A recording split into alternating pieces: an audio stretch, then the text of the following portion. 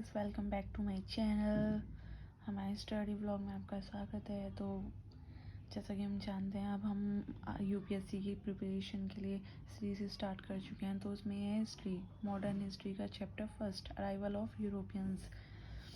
ये चैप्टर देखिए, ज़्यादातर आपको बताइए, जो हमारी मॉडर्न हिस्ट्री थी वो स्टार्ट हो गई थी ब्रिटिश इंडिया के साथ में। बट ऐसा नहीं है कि सिर्फ एक ब्रिटिश इंडिया ही आई थी, उससे और भी कंपनीज आई थी। उनके बारे में हम पढ़ने वाले हैं अराइवल ऑफ यूरोपियंस में। ओके, तो स्टार्ट करते हैं आप। तो चलिए स्टार्ट करते हैं अराइवल ऑफ यूरोपियंस। तो 5 बड़ी बड़ी कंपनियां थी जो कि इंडिया में आई थी।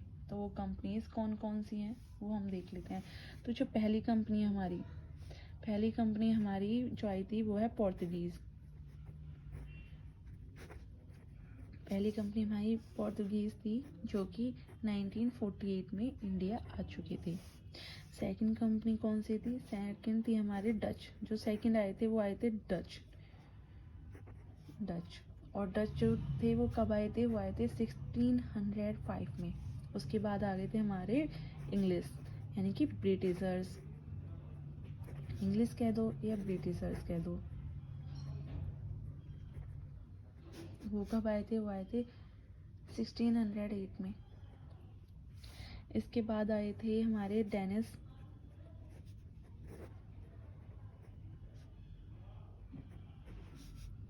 डेनिस आए थे हमारे 1620 में। उसके बाद हमारे जो आए थे वो आए थे हमारे फ्रेंच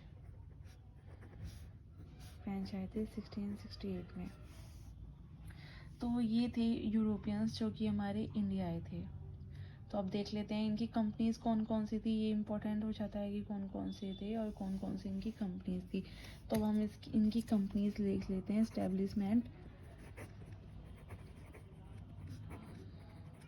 एस्टेब्लिशमेंट ऑफ कंपनी।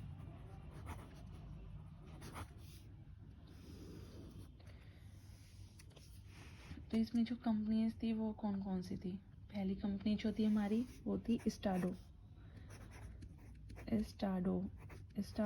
अब हमें बताइए, स्टाडो द इंडिया 1948 में ये कंपनी क्या है? एस्टेब्लिश हुई थी। अब हमें बताइए, पहले पोर्तुगीज़ आए थे, तो ये कंपनी भी किन की होगी? पोर्तुगीज़ की होगी। तो ये किन की कंपनी है? पोर्तुगीज़ कंपनी है।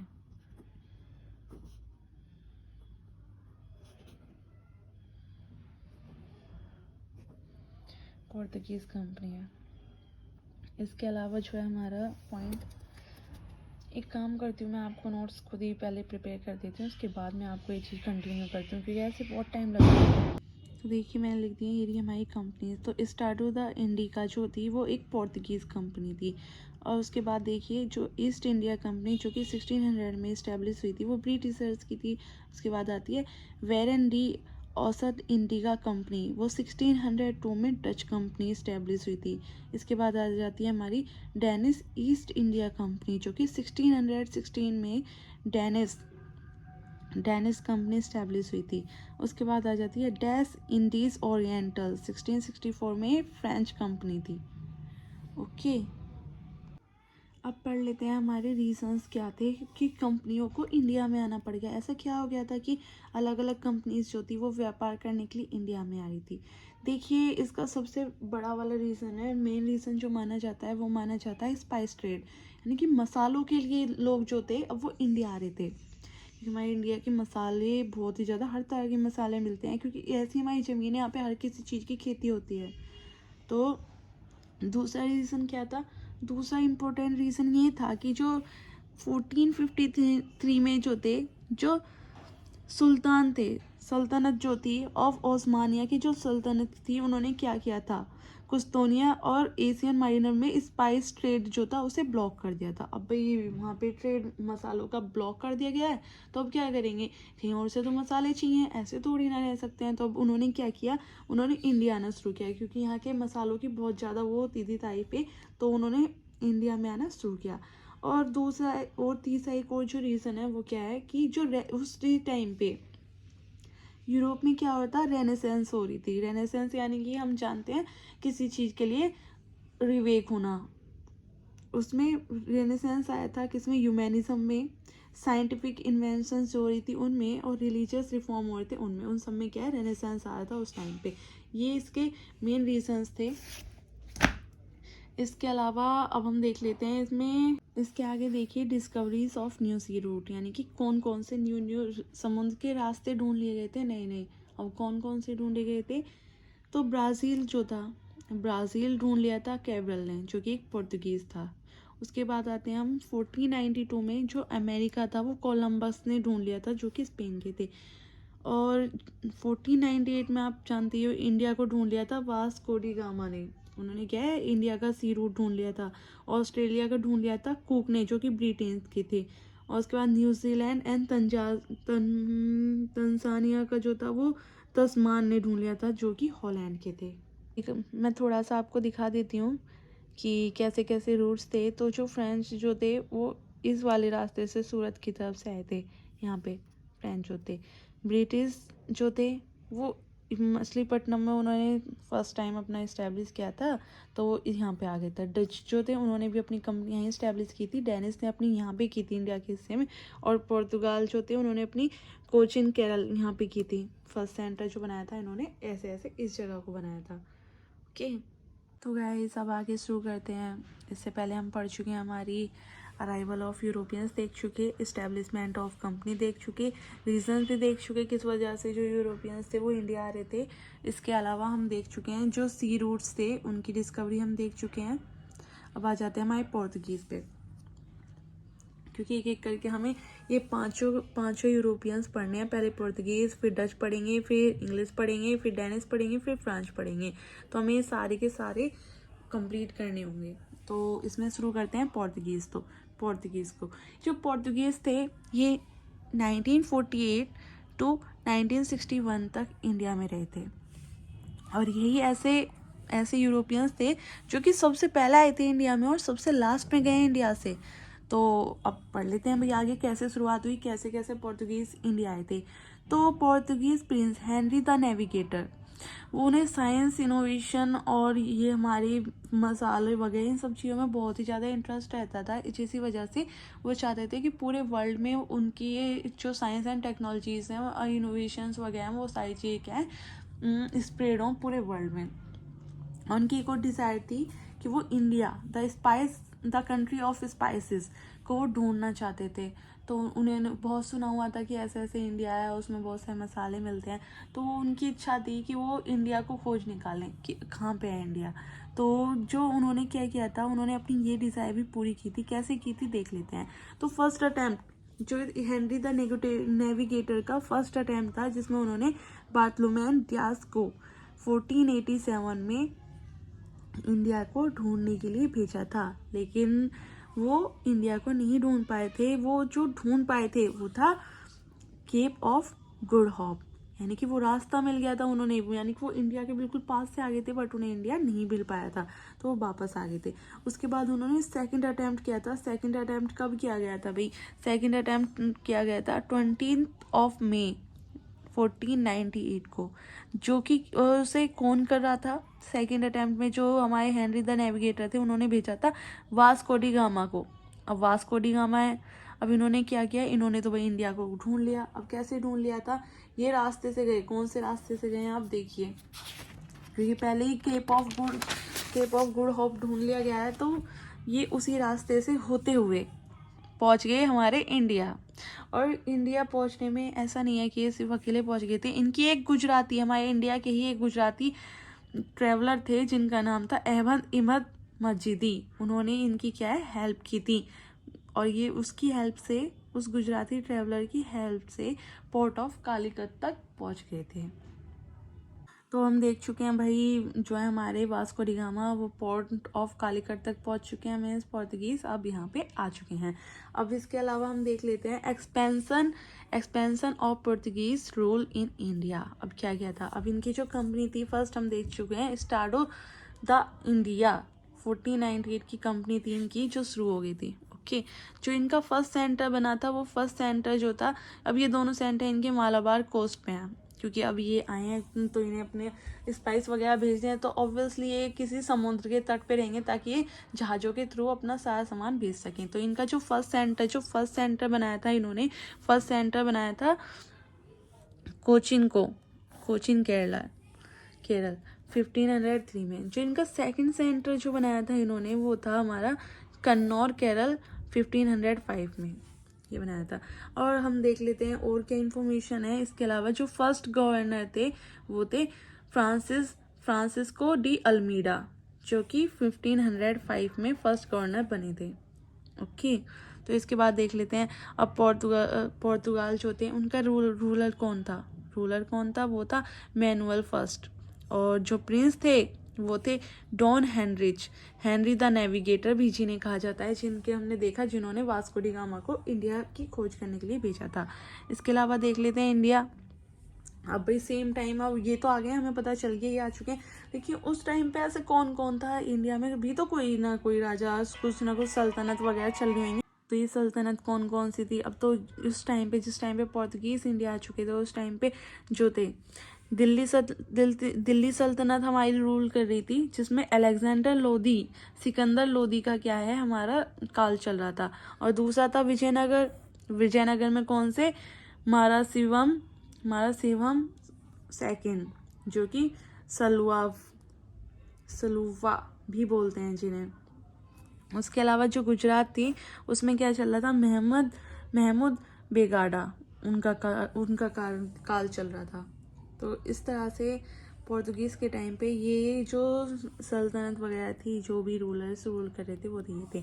उसके अलावा हम पढ़ लेते हैं भाई इसमें जो ये अब यहाँ पे फर्स्ट पोर्तुगीज़ रूलर आ चुका है, क्योंकि इंडिया की खोज हो चुकी है, अब रूलर्स भी आ चुके हैं रूल करने के लिए। अब देख लेते हैं हमारे यहाँ पे फर्स्ट जो होते हैं हमारे गवर्नर जो आए थे उन्होंने क्या किया। अब फर्स्ट गवर्नर से पढ़ने से पहले वास्को डी गामा को ही देख लेते हैं भाई उन्होंने क्या क्या किया, कैसे कैसे करके उन्होंने इंडिया को खोजा था। अब उन्होंने इतनी बड़ी खोज की तो हमारा भी काम बनता है उनकी थोड़ी खोज को अप्रिसिएट करने का। थोड़ा पढ़ लेते हैं इनके बारे में। तो वास्को डी गामा 20 मई 1498 को कालीकट आ चुके थे। इनकी शिप कौन सी थी ये सब पूछ लिया जाता है, आप ये चीज़ बहुत ध्यान से पढ़ लें। शिप कौन सी थी? वो थी साउ गैब्रियल। और रूट कौन सा लिया था इन्होंने? Cape of Good Hope. किसने मदद की थी? अहमद इब्न मजीदी ने। और इनको उस टाइम का कौन सा रूलर था जिन्होंने इसका वेलकम किया था? वो था जमोरिन नाम का रूलर था जिसने इनका वेलकम किया था। ये हो गया है। अब इसके अलावा हमारे कुछ नोट देख लेते हैं। उस टाइम पे क्या क्या हुआ था। अब अरब मर्चेंट जो थे वो प्रोटेस्ट कर रहे थे 16 time profit from paper business. अब देखिए अब ये यहाँ पे आ गए हैं इंडिया में, तो इन्होंने क्या किया, यहाँ से सस्ते दामों में पेपर्स वगैरह ले जा रहे थे और उसके अलावा उन्हें ले जाके बेच रहे थे, जिससे 16 टाइम्स तक का प्रॉफिट उन्होंने कमाना शुरू कर दिया। 1502 में ये इंडिया में फिर से आए। अब पहले तो ये मसालों के लिए आए थे, मसाले लेके गए और इन्होंने 60 टाइम तक का इन्हें मुनाफा हो गया। तो उसके अलावा क्या किया इन्होंने, फिर से 1502 में ये क्या है वापस आ गए इंडिया में। तो इन्होंने क्या किया, फिर अपनी फर्स्ट फैक्ट्री लगा दी कोचिन में। पहली फैक्ट्री जो थी इन्होंने कोचिन में लगा दी। उसके बाद आते हैं 1524 में इन्होंने क्या किया, ये वापस से थर्ड टाइम भी इंडिया आ गए। अब भाई इंसान को जब 60 टाइम का प्रॉफिट हो रहा है बार बार, तो वो एक जगह थोड़ी ना रुक जाएगा, वो तो बार बार उस चीज़ को लेने आएगा। अब तो सबको पता चल गई थी कि कोई भी भाई इंडिया जाता है और वहाँ से राजा बन के आता है, बहुत अमीर बन के आता है, होगा ही, क्योंकि यहाँ से तो बहुत उसमें खरीदना 16 टाइम प्रॉफिट्स। देखिए 60 टाइम कितना ज़्यादा हो जाता है। इसके बाद आगे चलते हैं, चलिए 1524 में फिर से इंडिया आ गए थे थर्ड टाइम। उसके बाद 24 दिसंबर 1524 को कोचिन केरला में इन्होंने क्या किया था, अपना अड्डा जमा लिया भाई। अब आगे देख लेते हैं इसके अलावा फिर क्या होता है आगे। चीफ पोर्तुगाल गवर्नर जो थे, अब इसके गवर्नर पढ़ लेते हैं, इंपॉर्टेंट क्योंकि आगे चल के इन्हीं का सब कुछ कराया सामने आएगा। तो अब देख लेते हैं इनके क्या कहते हैं। फ्रांसिस्को डी अल्मीडा जो थे वो फर्स्ट गवर्नर है। 1505 में वो दोबारा से इंडिया आए, वो 1505 में ही इंडिया आए थे। उसके बाद इन्होंने क्या किया था, इन्होंने ब्लू वाटर पॉलिसी अपनाई थी। ये सारी पॉलिसीज़ वगैरह क्या क्या हैं हम आगे चल के पूरे अच्छे से डीपली स्टडी करने वाले हैं, इसलिए आप फिक्र न करें। फिलहाल ये रिवीजन के तौर पे देखिए इन्होंने क्या क्या किया था, शॉर्ट में पढ़िए। उसके बाद सेकंड गवर्नर जो है वो है हमारे अल्फांसोस डी अल्बुकर्क। ये सेकंड गवर्नर थे। ये इन्हें बोला जाता है real founder of Portuguese power in India. इनको बोला जाता है real founder of Portuguese power in India, जिन्होंने कैप्चर कर लिया था होमरूज 1515 और मालमुका 1511, गोवा को कर लिया था 1510 में। ये 5 है और 3 जैसा लग रहा है इसमें, ये 5 है। और 1510 में इन्होंने गोवा को कर लिया था। इन्होंने क्या किया था कि जो हमारा कोच सेंटर किसको बनाया था, सेंटर बनाया था कोचिन को। मैरिज पॉलिसी चलाई थी इन्होंने, इंडियन वुमेन्स के साथ मैरिज पॉलिसी चलाई थी। और इन्होंने भी क्या किया था, सती प्रथा को बंद कर दिया था। और अब गोवा जिस टाइम पे इन्होंने उसे कैप्चर किया था, उस टाइम पे उसके विजयपुर रोलर जो थे वो थे युज पुसा। अब हम देख लेते हैं हमारे जो थर्ड हमारे आ चुके हैं, थर्ड गवर्नर। तो अब देख लेते हैं इन्होंने क्या किया था, गोवा को क्या है कैपिटल बना लिया था 1530 में। फिर जो है हमारा आगे का सेटलमेंट कर लिया था हुगली और सेंट थॉमस से इन्होंने क्या सेटलमेंट कर लिया था। राइट ऑन बेसिन एंड डिन और बेसिन पे इन्होंने क्या अपना अधिकार जमा लिया था, अपना आधिपत्य जमा लिया था। बहादुर शाह जो गुजरात रूलर थे वो इस टाइम पे, इनके टाइम पे मर गए थे। ये इनके शासक काल हैं और ये मतलब गवर्नर्स आए थे इम्पोर्टेंट इन्होंने ये कार्य किए थे। थोड़ा सा जितना भी है इनमें मोस्टली MCQs में आ जाता है वो इतना ही आता है। इसके आगे इनका कॉन्ट्रीब्यूशन देख लेते हैं। चलिए तो गाइस अब देख लेते हैं कॉन्ट्रीब्यूशंस क्या थे पोर्तुगीज़ के। तो उनका पहला कंट्रीब्यूशन ये था कि उन्होंने फर्स्ट प्रिंटिंग प्रेस लाई थी इंडिया में, जो कि कौन से हिस्सा में लाई थी, ऑब्वियसली गोवा में लाएंगे क्योंकि उस पर उनका कब्जा था, वहीं पे रहते थे वो। तो 1556 में उन्होंने क्या किया था, फर्स्ट प्रिंटिंग प्रेस हमारी इंडिया में ला दी थी, फर्स्ट प्रिंटिंग प्रेस जो कि गोवा में 1556 में ला दी थी। और इसी के साथ उन्होंने हमें बहुत सारी क्रॉप्स भी बताई थी न्यू। तो उन्होंने क्रॉप्स कौन कौन सी लाई थी, उनका कंट्रीब्यूशन क्रॉप में क्या रहा, वो था tobacco, red pepper, papaya, potato, corn, tomato, मोहा, गुआवा, पाइनएप्पल, अल्फांसो, मैंगो। ये सब क्या थे, ये हमारे पास पोर्तुगीज़ के ही कंट्रीब्यूशन है, जिनकी वजह से हम ये वाली क्रॉप्स उगा पाते हैं। इसके साथ साथ शिप बिल्डिंग आर्ट उन्होंने सिखाई थी, शिप्स को कैसे बनाना है। और इन्हीं के टाइम में क्या है, क्रिस्टियनी फर्स्ट चर्च बना था इंडिया में 1510 में, जो कि सेंट थॉमस था। और ये जो था सेंट थॉमस, ये जो था ये गॉथिक आर्किटेक्चर में बना था। ये सेंट थॉमस जो हमारा चर्च है, फर्स्ट क्रिस्टियनिटी के लिए फर्स्ट चर्च बनाया गया था 1510 में, जो कि सेंट थॉमस है, जो कि गॉथिक आर्किटेक्चर से बना हुआ है। गॉथिक आर्किटेक्चर आप लोग सोच रहे होंगे गॉथिक आर्किटेक्चर कौन सा होता है, यानी कि जो इस टाइप में होता है, इस टाइप में जो करके होता है ना, ऐसे ऐसे ऊपर की जो उसकी वो होती है डोम वगैरह, वो ऐसे इस टाइप में होती है, ऐसे करके बने होते हैं वो। तो इसी को बोल देते हैं हमारे गॉथिक आर्किटेक्चर। और इसमें फर्स्ट इस चर्च के जो फर्स्ट प्रीस्ट थे वो कौन थे, वो थे फ्रांसिस्को जॉनवियर। अब देखिए अब यहाँ पे क्या है कि पोर्तुगीज फॉल हो चुके हैं, उनका डाउनफॉल हो चुका है। उससे क्या क्या हुआ, उससे आया रिलीजियन इंटॉलरेंस, कॉन्फ्लिक्ट होने लगे थे यूरोपियंस कंपनीज की वजह से, अब इसी वजह से हुए थे फॉल। तो कोटेज जो अर्मीडा था, जो इन्होंने क्या किया था, कॉटेज अर्मीडा ने इन्होंने कॉनवॉय एंड प्राइवेसी पॉलिसी लगा दी थी, यानी कि जो भी हमारे जहाँ में पोर्टुगीज़ का राज है उस सीमा से जो भी गुजरेगा उसे पास लेना पड़ेगा, और पास के लिए पैसे देने पड़ते थे। तो पास के बगैर कोई उसे नहीं जा सकता, उसमें प्राइवेसी पॉलिसी लगा दी थी इन्होंने अपनी, जिन्हें बोलते थे कॉन्वॉय एंड प्राइवेसी पॉलिसी, जो कि कॉटेज अर्मीडा ने लगाई थी। ये भी इनका बहुत ज़्यादा मेन रीज़न बना था फॉलो होने में। तो इसके बाद जो हमारे इसमें कुछ फैक्ट देख लेते हैं, इस चैप्टर का लास्ट है, इसमें इतना ही है बस, ज़्यादा कुछ नहीं है इम्पोर्टेंट, इतना ही है। इसके अलावा मुझे नहीं लगता इसके अलावा कुछ इंपॉर्टेंट है, जितना भी था इसमें वो सारा मैंने इंपॉर्टेंट आपको बता दिया है। बाकी अगर आप ज़्यादा से ज़्यादा डिस्क्रिप्शन में पढ़ना चाहो इसमें, तो इसमें सिर्फ इतना है कि इसके जो थे इसके गवर्नर सिर्फ इनके बारे में पढ़ना है, इन्होंने क्या क्या किया वो भी मैंने आपको शॉर्ट में बता दिया। इसके अलावा ना एग्जाम में ज़्यादा पूछा जाता है ना कुछ है। तो अब इसके फैक्ट्स देख लेते हैं। वो थे बोसा। जब हमारा गोवा इंडिपेंडेंट हुआ था, हमारा इंडिया जब इंडिपेंडेंट हो गया था, उस टाइम पे गोवा के जो गवर्नर थे वो थे बोसा। और जो लास्ट गवर्नर थे वो थे इसके गोवा के मैनुअल एंटोनियो, जो कि 1958 टू 1980 तक थे। और लास्ट गवर्नर बनाए गए थे 1961 में। और बाकी देख लेते हैं। जो हमारा विजय पोर्तुगीज़ जो थी कॉलोनी जो थी गोवा दमन दीव ये सब थे, ये सब क्या है हमारे सेपरेट हो गए थे और मर्ज हो गए थे इंडिया में। इसलिए 19 दिसंबर 1961 को गोवा लिबरलाइजेशन डे मनाया जाता है। तो इसी के साथ होता है हमारा अराइवल ऑफ यूरोपियंस का फर्स्ट पार्ट ख़त्म, जो कि है पोर्तुगीज़ के बारे में हम जान चुके हैं। इसके अलावा आप देख लेते हैं हमें इसके अलावा क्या देखना था हमारे पोर्तुगीज़ के अलावा।